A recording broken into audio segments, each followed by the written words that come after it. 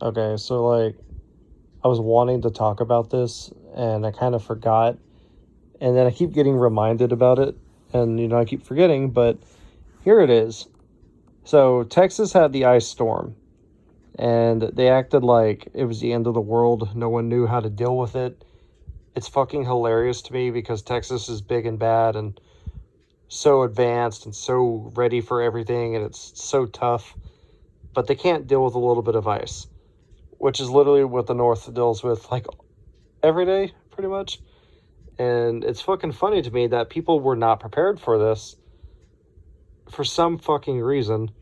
Look, I lived in Texas for well over 20 years. About 25 years of my life I've been in Texas.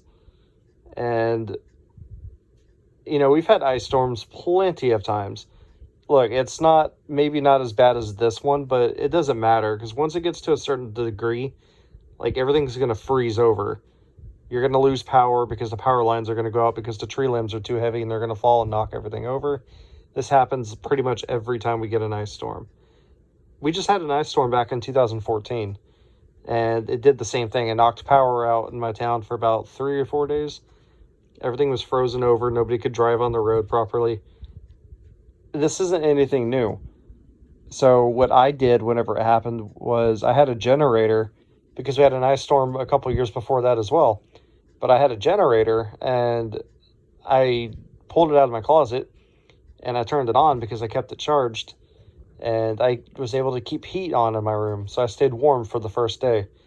And then the second day I just kind of curled up in my blanket and I had my dog with me, and we just went to sleep for like 18 hours, which was great. It was probably the most sleep I've ever gotten in my life. We had plenty of food. The refrigerator was warm enough to keep the food warm, while everything else was freezing. But it wasn't that bad, like, at all. Like, the worst part of it was, yeah, of course, there's no Wi-Fi because it's too cold and, the power's out. So I can't exactly, like, get on the computer or anything like that. I could just get on my phone. But, like people gotta take care of themselves. They gotta quit, like, relying on the government to take care of you. Like, yeah, the government should probably get the shit fixed and, get some electricians out there or whatever, but you can't just sit there and just beg and beg and beg for them to come, like, take care of your ass. Like, you're an adult. You need to plan for shit. I plan for shit. I always plan for shit. That way I'm never just caught with my pants down, you know what I mean? So, and it's so funny that everyone is so mad at fucking, the Zodiac killer Ted Cruz for going to Cancun, or trying to go to Cancun during the ice storm or whatever.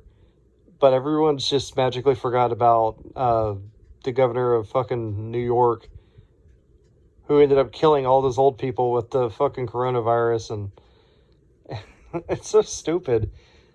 It's like he actually did something incredibly fucking bad, but let's focus on the Zodiac killer. It's so stupid, dude. And then they're over here like, oh, AOC's raising money for Texas when Ted Cruz didn't do that. And that's just kind of like, okay, but does she even know what state it's supposed to be going to? Because, like, she apparently doesn't know where the fuck she is half the fucking time.